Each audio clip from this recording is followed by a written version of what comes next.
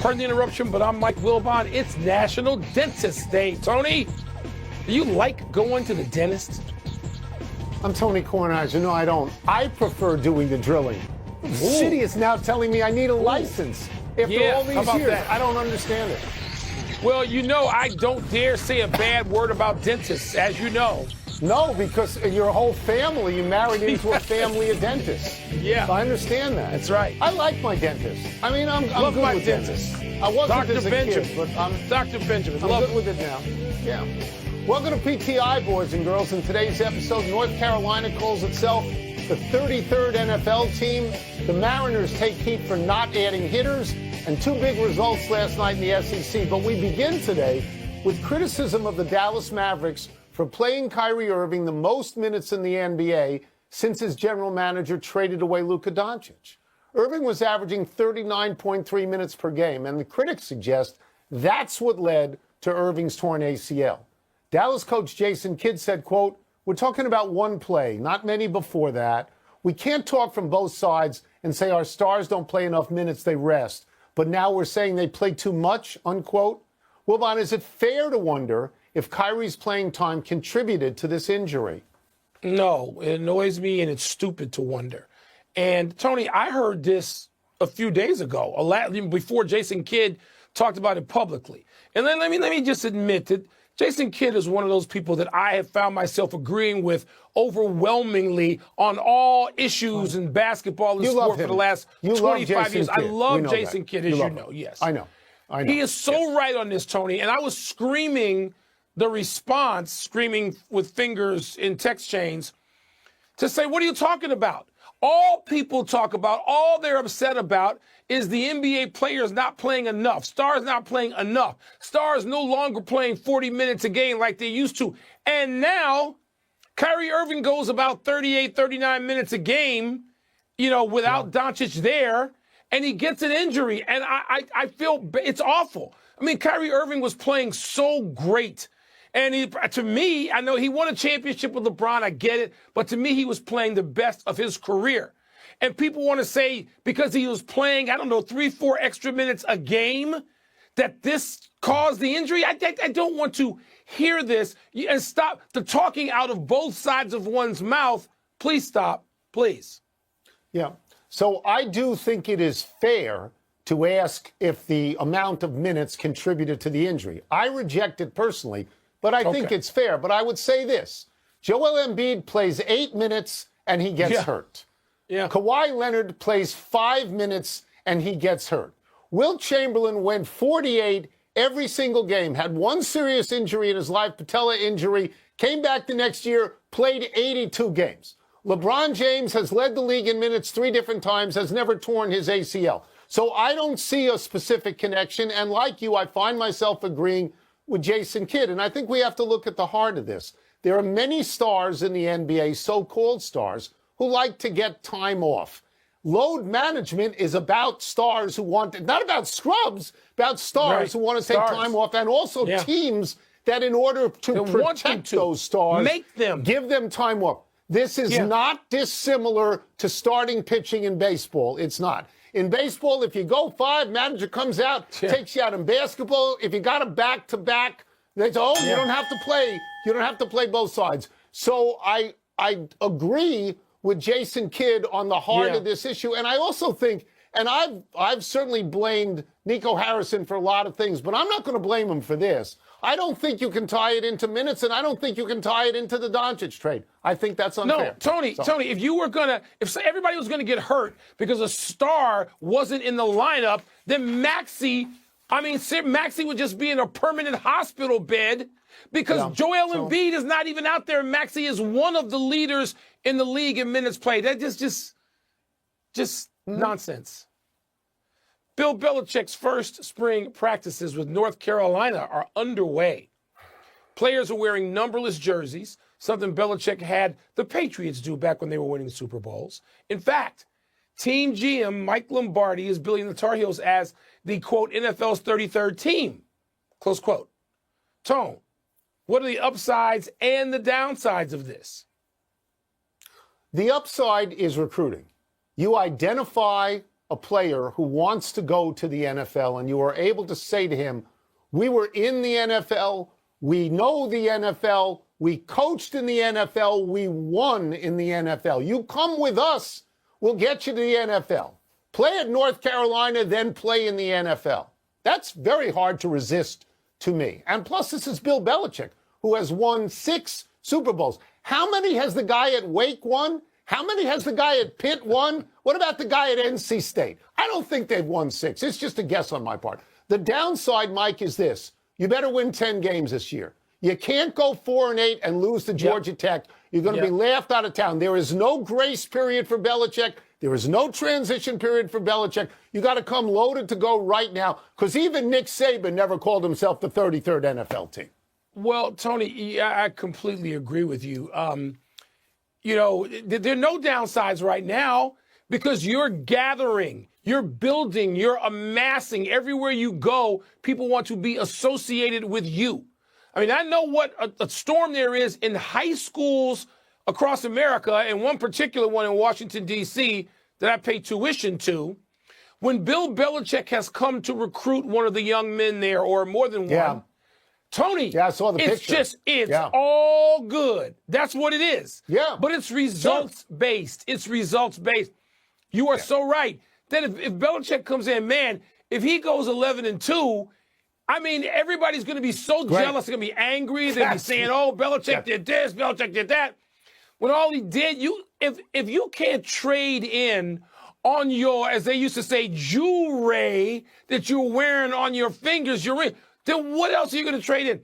So Belichick has every right to do this. He's earned it. Now, Tony, if he goes as little as 7-6, people will be saying, they made the wrong move. Not good enough. I agree with that. So Belichick opened his practice yesterday to the media, and he talked with people. And in New England, if he did that, he did it through clenched teeth. He only did 16 minutes, and his predecessor, Mac Brown, would have done 60.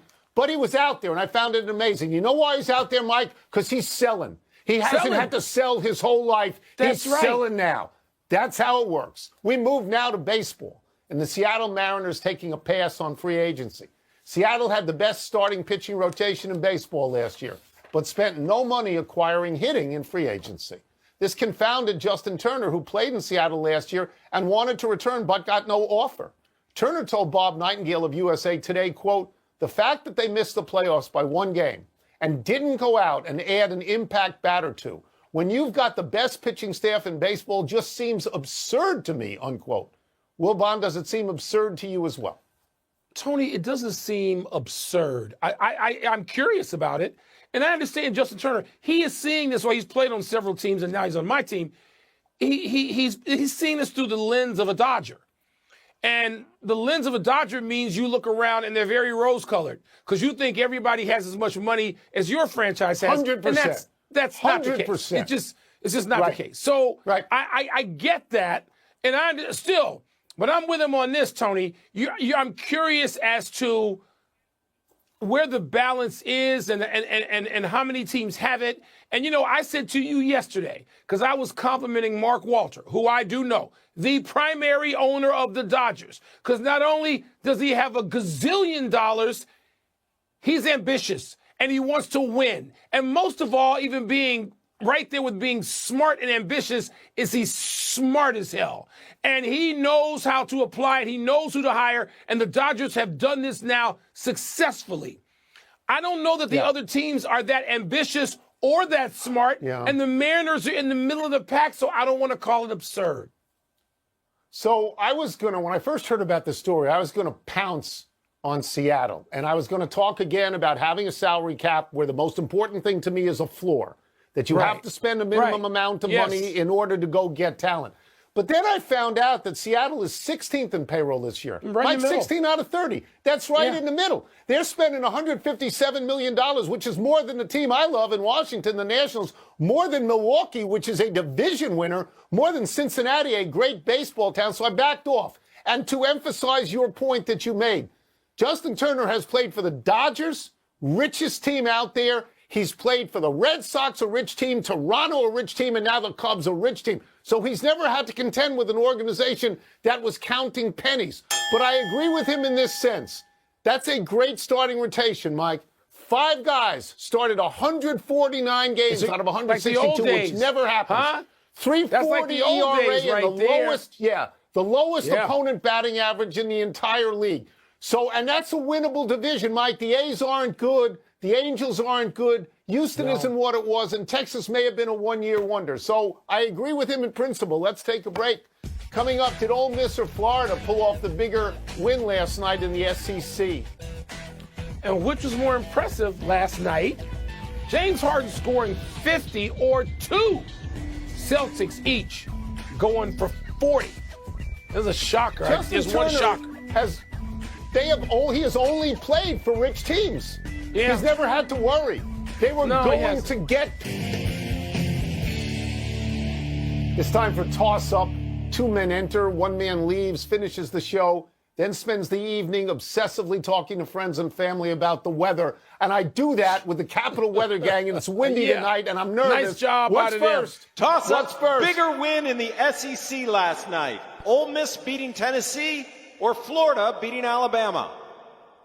Okay, I am going to say it is Florida beating Alabama, and I'm going to explain it this way. Yes, I'm going to explain it this way, that I'm giving Tennessee a pass.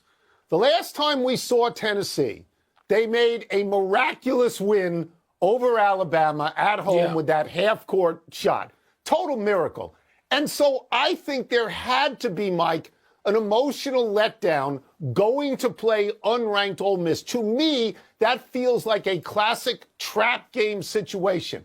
I'm going to go with Florida for putting 99 on Alabama at Alabama. 58 in the second half. If you think Alabama felt bad after Tennessee, they feel much worse today. This is an awful week for the coaching staff, at Alabama and the players at Alabama. And to me, Florida has put itself in consideration now, because it's fluid in the SEC, but in consideration for a 1 seed in the NCAAs.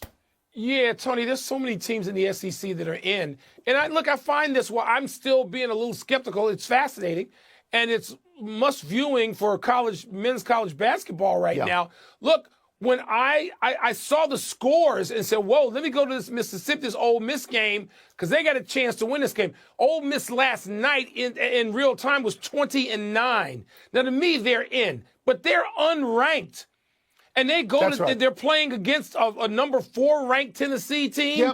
I'm not going to call it an enormous upset, but I was just more impressed, shall we say, with Ole Miss winning that game. Tony, I think that the SEC is going to get legitimately 11 teams in the tournament. Wow, now, look, the Big Ten and the SEC now seems like they have 20-some schools in each conference they own. I think we have 18. I don't know if the SEC has 16 or 18. I can't keep count. 16, but I think 11 SEC schools, to me, will have earned making it, including Ole Miss, which now has 21 wins. Let's go. Toss up. More impressive number from the NBA last night. James Harden scoring 50 or 2 Celtics scoring 40-plus for the first time ever? This is not close. Not close. James Harden is a high-volume scorer. 3 times he has led the NBA in scoring. 23 times prior to this, he went 50 or better. This was number 24. This is in the realm of the normal for James Harden. It is not in the realm of the normal to have 2 people score 40 points or more in the same game. The Celtics, the greatest franchise ever, they never did it. Russell and Havlicek didn't do it. Bird and McHale didn't do it. Garnett and Pierce didn't do it. And now you have it. Jason Tatum didn't do it. And Jaylen Brown didn't do it. No. What? No. What are we talking about here? Derek White and Peyton Pritchard. What? What? Tony, so that's what I'm saying. This was one where I see the score, not the score, but the individual scoring totals, because I'm watching something else. I think I'm watching Marquette and UConn or something. And I see Peyton Pritchard has 40 And I'm like, no. This bears more investigation. Not that Peyton Pritchard, who's going to be up for Sixth Man of the Year, is not a fine player, because he is. And Derek White has already been a fine player, one of the best players on a championship team. But you're right. James Harden. So who scored more than 50 in the history of the NBA more times than James Harden? Let's see now, off the top of my head. Wilt, Jordan, Kobe. Wilt, Jordan, and Kobe. I'm going to say that's it.